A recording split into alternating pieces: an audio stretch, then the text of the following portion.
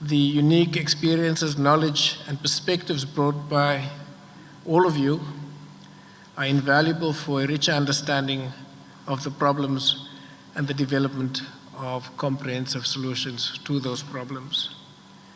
The meeting will also provide an opportunity for Sherpas to have a discussion on, dare I say it, the geopolitical issues as part of the agenda. And I think, we've always shied away from geopolitical issues, but given the events, not only of the last 2 years, but particularly of the last month, we're going to have some discussion on that in a measured but robust way.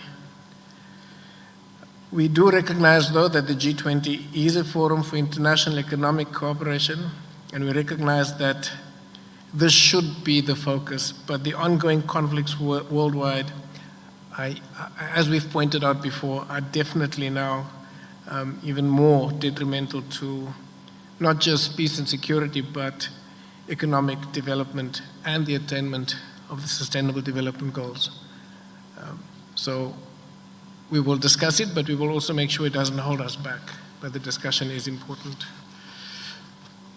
So as agreed during the very first Sherpa meeting, there's a working method for managing the geopolitical issues. And just to remind all of us, the manner in which we will address this is that only the Sherpas, the Ministers of Foreign Affairs, and then the leaders ultimately will engage on the geopolitical issues. We're following from the example set by Brazil. We want the working groups and the task teams to focus on the substantive issues they need to deal with without being held back by the geopolitical issues. So we will have to take the lead on this as the Sherpas, so we can guide the discussions that our foreign ministers will have, who in turn will also then guide the leaders on the geopolitical issues. So we've got to take the responsibility on that. The working groups will focus on the technical issues, and we will get some report backs from them today on how that is going. We will, to some extent, provide some guidance to the working groups following this meeting on how to deal with the working groups on the geopolitical issues. We'll have a session later on our approach on the geopolitical issues, and we can go into a lot more detail on that, but suffice to say that it will be centered on the principles we've agreed on in India, the principles that we've agreed on in Brazil, which is centered on the UN Charter, respect for international law, and the fact that we must all be held equally accountable for this as we build a more peaceful world. So colleagues, you will also recall that the presidency introduced the G20 at 20, a reflection on key achievements and the way forward initiative. This was a significant discussion point during the second Sherpa meeting that we held in April, where the G20 20 review roadmap was formally presented. The roadmap outlines a high-level qualitative assessment of the G20's progress against its key commitments and targets since its inception in 2008. So we will have a session on that as well. And also thank you for all the countries who've participated in the process. And also we've seen the recommendations for people to participate on the ongoing platforms on the G20 at 20 coming forward. So thank you for that. We will also, during this meeting, hold a joint session with the G20 engagement groups, again following on from the very important initiative started by Brazil. We found it useful where the engagement groups presented some of the key issues that they've discussed and felt would be important for us as Sherpas to reflect on, and perhaps even advise our leaders that these are the issues that are emerging from the engagement groups. We will also be holding a social summit, as Brazil had, towards, just before the the Leaders Summit, and hopefully the engagement groups and the work that they've done will contribute to a very successful social summit. We will, as I've indicated earlier, have an outline, not in writing, but we will discuss it, just the approach to the G20 Johannesburg Leaders Declaration, as it will be called. As Sherpas, it is our responsibility in shaping this declaration. We draft this declaration, and we have to ensure that we shape it in a way that builds on from the last few years. And from our perspective, what we would like to see is the achievement of the Sustainable Development Goals and other common challenges. The 2030 Agenda for Sustainable Development is at a crucial juncture, and the G20's collective influence and resources are more vital than ever to get them back on track. The Leaders' Declaration should reinforce the commitment to, and I want to quote from our documents, strong, sustainable, balanced, and inclusive growth as a fundamental driver for the success of the SDGs, with a specific focus on reducing inequalities. Again, as Sherpas, we must ensure that the declaration outlines concrete and collective actions. We want the declaration to have measurable targets where possible, and not only aspirational statements. The aspirational statements are important, but as I've pointed out and our leaders have pointed out, really good work has been done on the SDGs since Italy, since the meeting in Rome, and subsequently Indonesia, Brazil, and also India. So we need to look at how do we translate some of those agreements into actionable and measurable objectives. The optimal participation from all delegations is important, coupled with, we found that the working groups, the task teams have received overwhelming support, and we want to thank all of you for that. The importance of this is that G20 is consensus-based. It's based on discussion, on dialogue, and it's only through that dialogue where we can build better understanding, and better understanding can lead to agreements. And this is the approach that we've taken thus far, and we will continue to take. The concrete proposals and recommendations we receive from all your delegations are invaluable. They have contributed towards strengthening our presidency and thereby ensuring that our final outcome will be robust, but importantly inclusive, and will reflect the perspectives from all of us. Okay. So this level of engagement we've experienced augurs well for, from our perspective, achieving meaningful progress on the priorities our president has set out. Just to remind you, some of them are strengthening disaster resilience and response, ensuring debt sustainability for low-income countries, mobilizing finance for a just energy transition, and harnessing critical minerals for inclusive growth and sustainable development. So over the next 3 days, we are confident that these deliberations will be fruitful and that we'll continue to build on the progress that we've made thus far in the working groups, the engagement groups, and the task forces. So that is it for the opening remarks. Thank you and welcome to Sun City. I hope you will find the time to take walks. It's a bit too cold to go swim, but welcome to this part of South Africa. I know some of you came in very late, so I'm sure you'll make use of the caffeine to wake up. So welcome, and that is going to be the end of the participation of the media for now. Thank you, colleagues.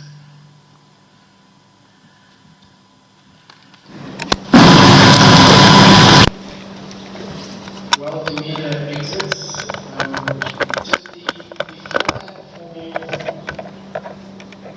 You'll notice that you don't have flags in front of you to raise your flag. So the system will recognize you your request to speak as soon as you press the button.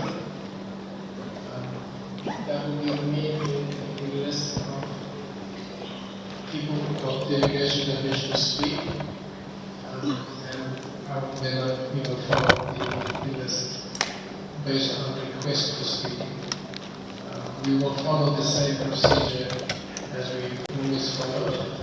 The G20 member countries speak first, followed by the guest countries and the international organizations. But we will not be doing it in alphabetical order.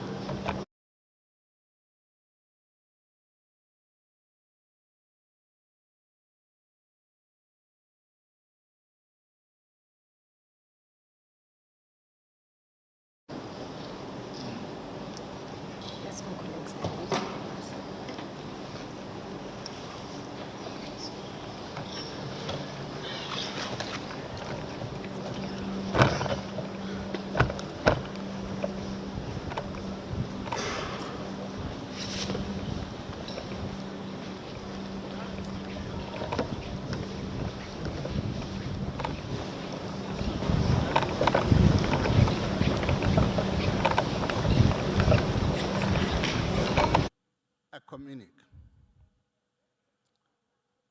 So, your questions in that respect.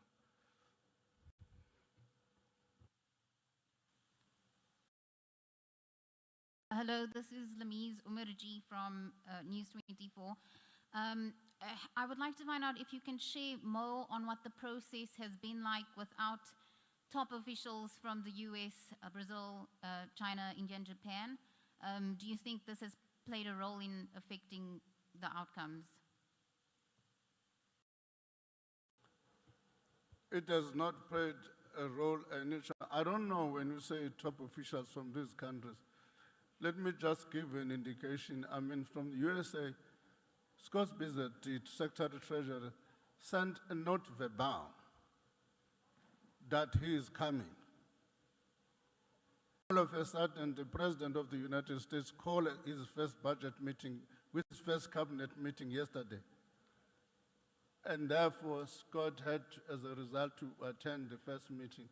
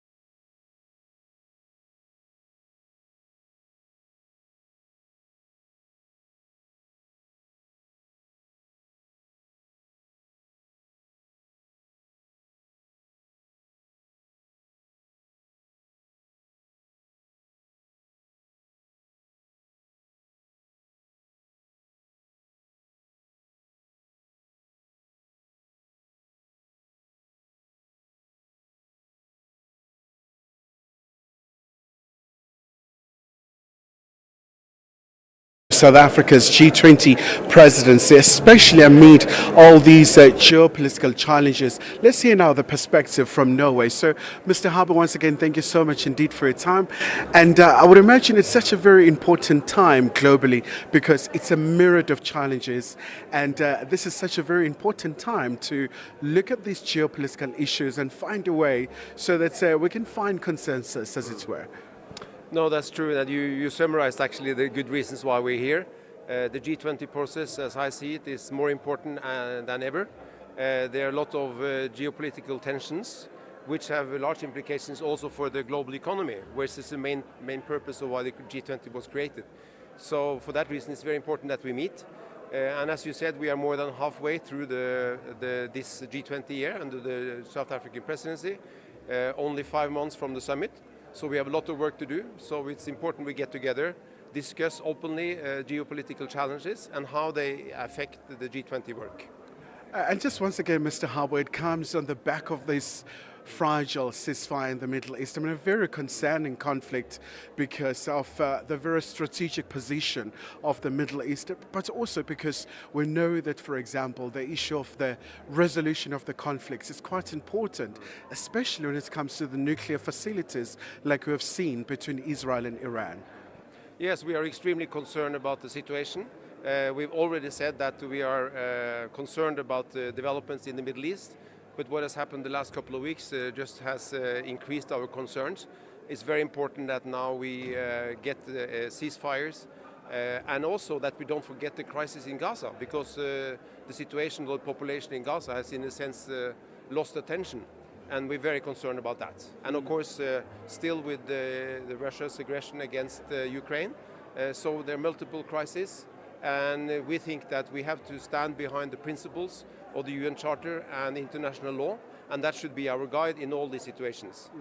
And just before I let you go, Mr. Harbour, we know that Norway is a key partner of sub-Saharan Africa when it comes to the peaceful resolution of the conflict. We look at the situation in Sudan, you look at the eastern part of the DRC, very, very concerning, especially the displacement of the people, and a very important role for G20 to come up with solutions in terms of getting that peace. We just want to show this crazy queen.